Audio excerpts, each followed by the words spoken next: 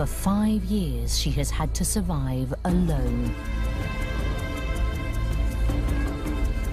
But this year, her world could change.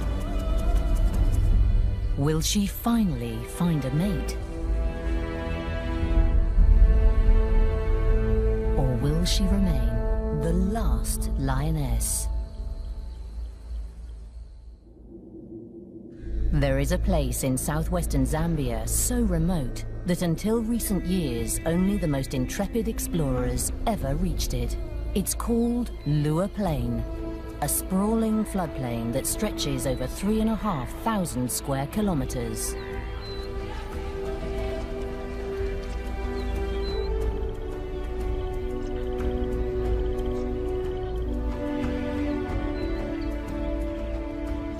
In the heart of this isolated wilderness lives one lonely lioness. She is known as Lady Lua, and she's in her prime. All her instincts drive her to find a mate, have cubs, and form a pride of her own. But she can't. She's alone here. There isn't another lion for hundreds of kilometers. It was humans that sealed her fate. For though few outsiders make it to Lua Plain, some of those that have changed it forever. This is a wounded land. In the late 1990s, poaching tore through its wildlife populations. As the Angolan War raged, soldiers and villagers slaughtered Lua's herds for food, while a scourge of illegal trophy hunters stole its most majestic creatures. Animals once plentiful on the plain disappeared. Wild dog, buffalo, eland, all gone. Prey shortage and trophy hunting drove the once thriving lion population to collapse.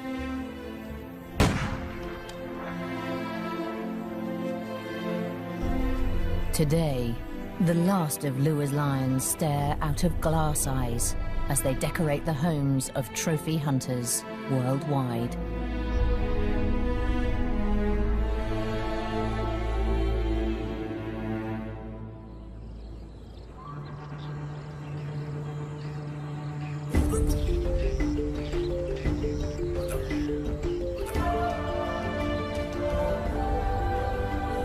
Since 2003, this land has been protected by the African Parks Network. The poaching has all but ceased, and its wildlife populations have begun to recover. The wildebeest herds are slowly swelling to their former glory, and many species have been translocated back onto the plain.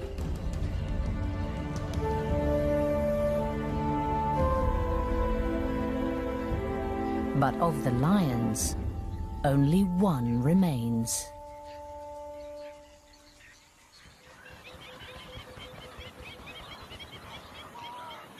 Surprisingly, she's in peak condition. The scar next to her fly-bitten nose and a healed gash on her shoulder are the only clues to the battles she has faced. But surviving as a solitary lioness on these plains isn't easy. Her first concern is food. By the height of the rains in mid-December, scores of wildebeest roam the plain.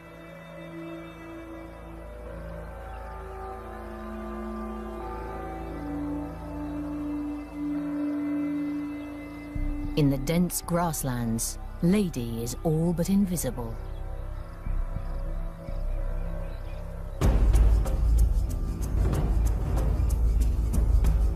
Her tawny coat provides perfect camouflage, and an animal grazing in the tall grass wouldn't see her coming. But wildebeest prefer short grass.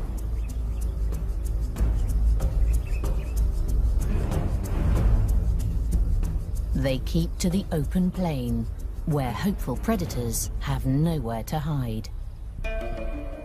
Usually, lions hunt in teams that can surround prey and drive it into an ambush. Lady has no such advantage.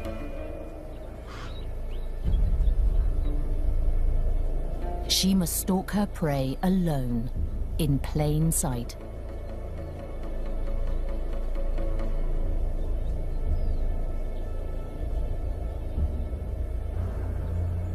She must choose her target well, an animal on the outskirts of the herd that has let its vigilance slip.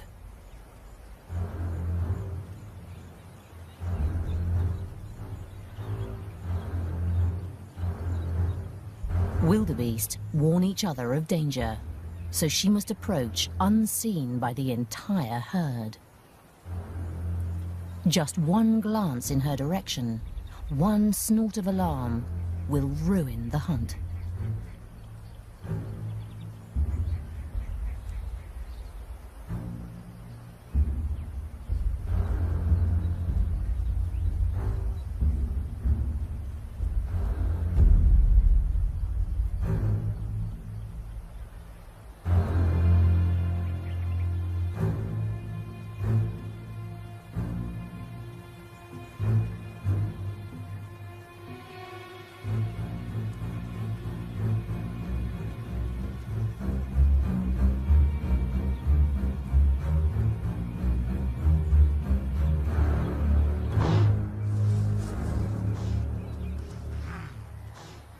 Just like that, the hunt is over.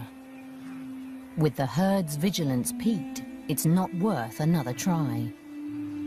Without the support of a pride, Lady Lure must succeed the first time, or go hungry.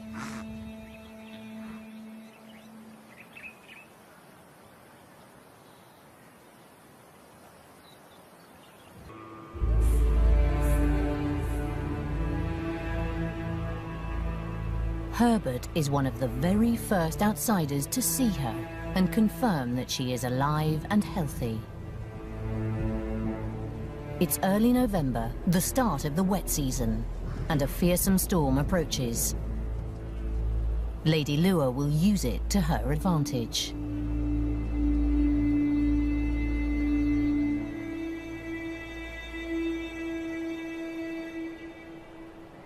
As Herbert watches, the hunt begins.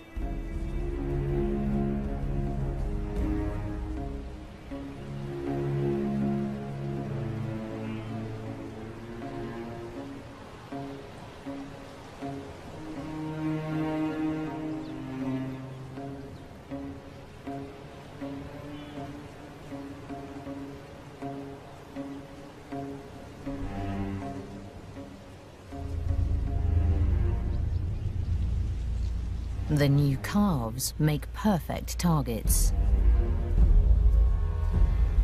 Lady Lure eats alone. She doesn't need a big kill.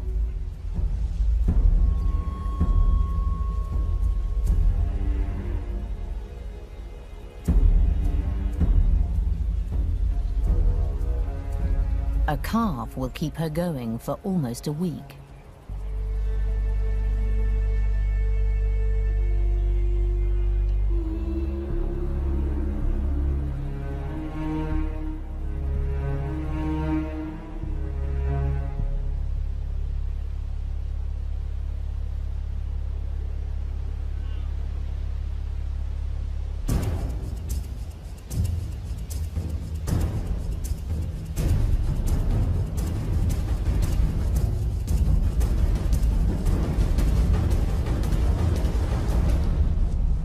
It's an extraordinary long-distance sprint for a lioness.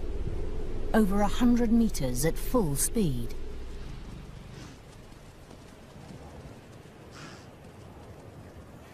I was amazed.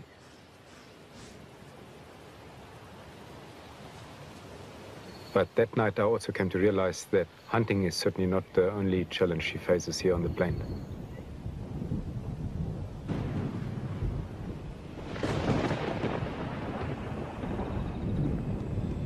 Lady Lure is the only lioness here.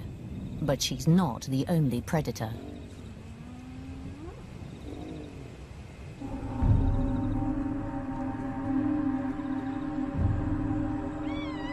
Spotted hyenas are prolific in lure, an ever-present threat once night has fallen.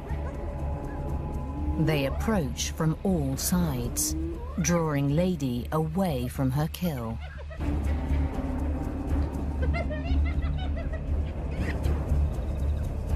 It's a cunning diversion. And an easy steal.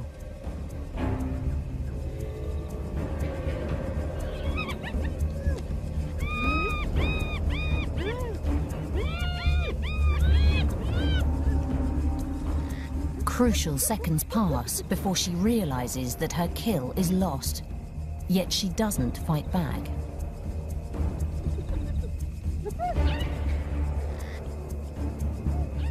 Her small, half-eaten carcass is not worth a fight with half a dozen hyenas. Lady's survival hinges on avoiding Sometimes, Herbert finds Lady near their camp at night when the crew sets out to film. She allows them to follow close behind her as she roams the plain. On one such night, Lady leads the crew to a pan where a wildebeest cow is straining through a difficult birth. The calf seems stuck in the birth canal, and the cow can no longer stand.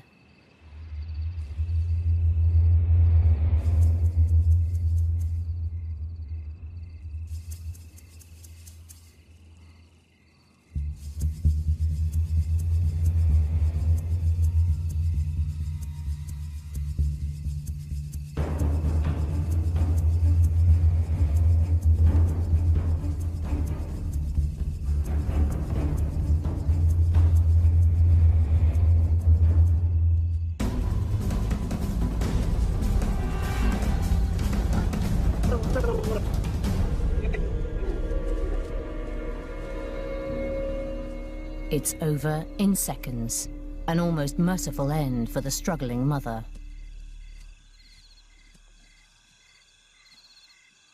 This is a big kill for Lady. It will feed her for days.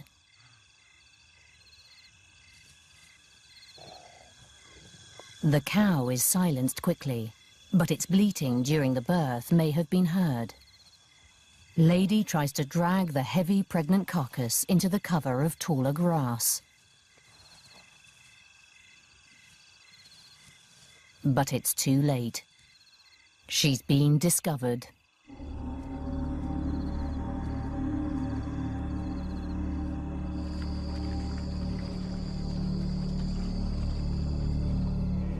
Elated with the easy kill, Lady toys with the carcass like a kitten, oblivious to the threat that closes in around her.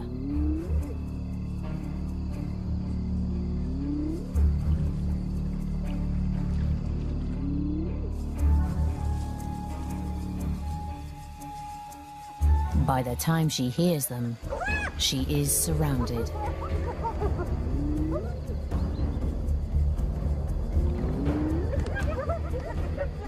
Ominous calls lure her away from the kill once again.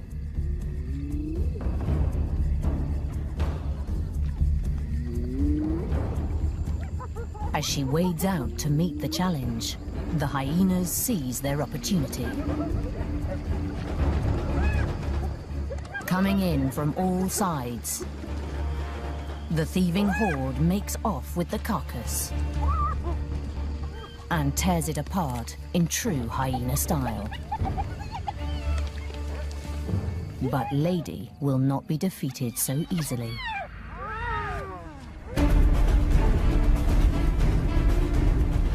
Unlike the calf, this kill is worth a fight. She may be alone, but she is still a large, fearsome lioness. It's 12 hyenas to 1, but despite their numbers, the hyenas cower.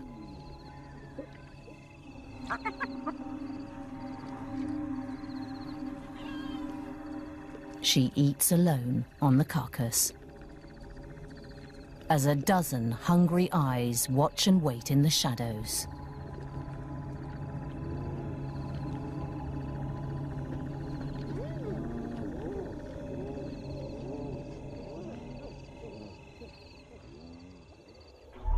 Over the years of filming, Herbert came to learn that Lady's relationship with the hyenas changes with the seasons. By August, the grasslands are tinder dry and the pans parched and cracked. All life strains against the drought. The wildebeest herds head for greener pastures up north, leaving only a few tough bulls for prey. In these sparse times, every scrap counts. For many predators, scavenging becomes a necessary part of life. Lady will steal the hyena's kills as often as they steal hers. In the dry season, they are mortal enemies, and Lady fights for every carcass.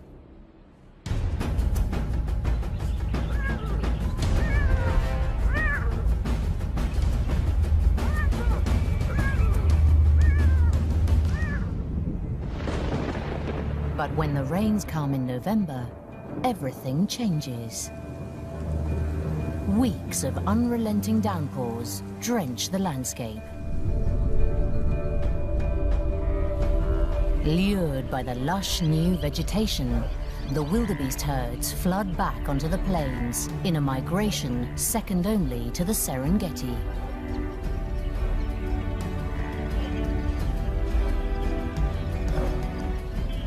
Calves are born by the hundreds, and prey abounds. Lady thrives in the wet season, killing so often that hunting becomes more a sport than a necessity.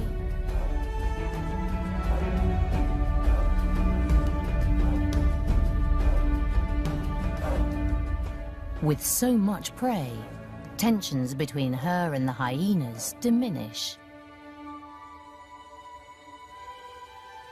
Sometimes she'll calmly abandon a fresh kill,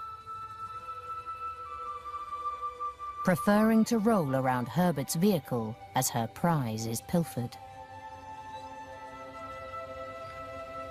With so much to go around, it's hardly worth a fight.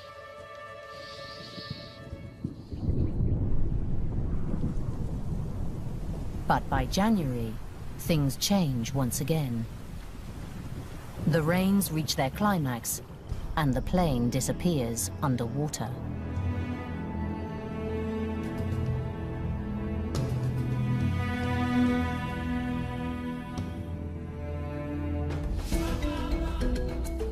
Lure becomes largely inaccessible, and how Lady hunts in the flood is a mystery. Yet season after season, the lonely lioness overcomes the odds stacked against her. With each year of filming here on the plains, I understood her behavior better and better. And I realized she's not only surviving, she's thriving. That there was one thing, though, she could not overcome, and that was her loneliness, her isolation. But it took me 3 years to understand how lonely she really was. After a night of filming, Herbert and his crew return to camp. They are not alone.